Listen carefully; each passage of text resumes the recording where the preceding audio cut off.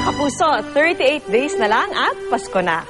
Sa ilang lugar sa Metro Manila, damang-dama na ang Kapaskuhan dahil sa kumukuti-kutitap ng mga ilaw at mga Christmas display. Saksi si Mark Zambrano. Mga kulay na ilaw at tila nagsasayawang laser sa saliw ng kantang Pampasko ang bumida sa high-tech na Enchanted Lights and Sound Show sa Ayala Triangle Garden sa Makati City. Pati nga mga puno ng parke at mga gusali sa paligid nabalot ng mga ilaw, kaya animoy fantasy world ang lugar. Maganda siya. Okay siya, nakakagaan ng loob. Parang mas maganda siya ngayon kaysa last year. World class ang dating, pero 100% Pinoy ang disenyo ng ika-4 na laser and light show sa Makati. The past 3 light shows, kinumbine ko lahat siya.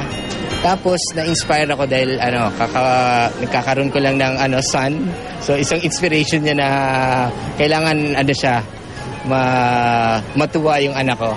We do this because we like to, we'd like to share the Christmas spirit with people, and we want those who live, work, and come to Makati to be able to enjoy this show.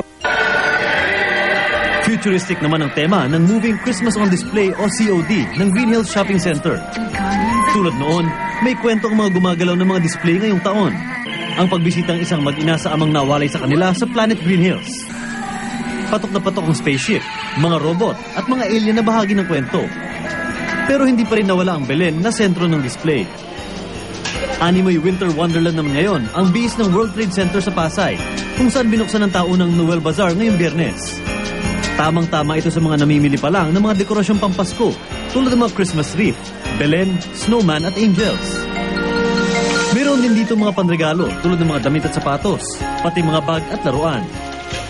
Bahagi ng kita ay mapupunta sa mga charitable institution, gaya ng GMA Kapuso Foundation at Pantayog ng mga Bayani Foundation. Sa taong ito, kami umaasa na ang mga mamimili natin tatangkilikin, no? At talagang pupunta sila dito para mamili. At higit sa lahat, nakakatulong pa sa pamagitan ng mga NGO sa tinutulungan ng Noel Bazaar. Kabilang na dyan ang GMA Kapuso Foundation. We are so thankful and we feel blessed because Noel has reached 12th year and napakaraming suporta. Ako si Mark Zambrano, ang inyong saksi.